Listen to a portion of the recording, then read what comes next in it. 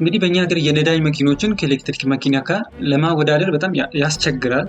ለምን? የተለያየ ነገር ነው ሁለቱም ያሉት እና አንደኛ የነዳጅ መኪና ሰስቴናብሊቲ ወይ ደግሞ ሎንግ ራን ለመጠቀም ስለምናስብ እና በዛው ልክ ደግሞ ፐርፎርም ስለሚያደርጉ በተለይ ደግሞ ጃፓን የምታመርታቸው መኪኖች ሰስቴን ያደርጋሉ። ለአፍሪካ ሀገራት በጣም ምቹ ናቸው። ነገር ግን አሁን ባለው ኮንቴክስት አሁን እኛ በምንኖርበት ጊዜ ነው ወደፊትም ይመጣል ተብሎ ከሚጠበቀው አንፃር የነዳጅ መኪና ኢትዮጵያ ውስጥ ወደፊትም በጣም ችግር እየሆነ ሊመጣ ይችላል። ለምን? አንደኛ ነዳጅ ዓለም ላይ ኢነርጂ የሚያቀርቡ ሀገራት አሁን ላይ እንደምናየው ማለት ነው ችግር በተፈጠረ ቁጥር እንደዚህ አይነት መስተጓጉሎች ይኖራሉ። ኢማጂን ኢትዮጵያ ከነዳጅ ውጪ ብትሆን የሆነ ጦርነት ቢነሳ የሆነ ችግር ቢመጣ አውት ኦፍ ስቶክ ስትሆን በጣም ትልቅ ችግር የሚያስከትል ይሆናል ማለት ነው።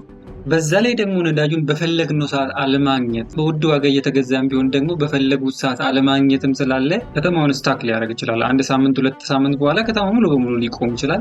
ሁለተኛ ደግሞ አሁን ሀገራችን የምታራምደው የግሪን ኢንቫይሮንመንት አየር ብክለት ነፃ የሆነ ኢንቫይሮንመንት መፍጠር በሚለው ላይ የነዳጅ መኪኖች ከፍተኛ የሆነ የአየር ፖሉሽን ይፈጥራል። በዛ ላይ ደግሞ ሀገራችን ውስጥ ያሉት መኪኖች በብዛት የቆዩና ረዥም ዓመት ያገለገሉ ስለሆነ ከፍተኛ ካርበን ዳይኦክሳይድ የሚያወጡ ናቸው። ግሪን ኢንቫይሮንመንት ላይ ከባድ ጉዳት አለው፣ ሃይ ፖሉሽን አለው።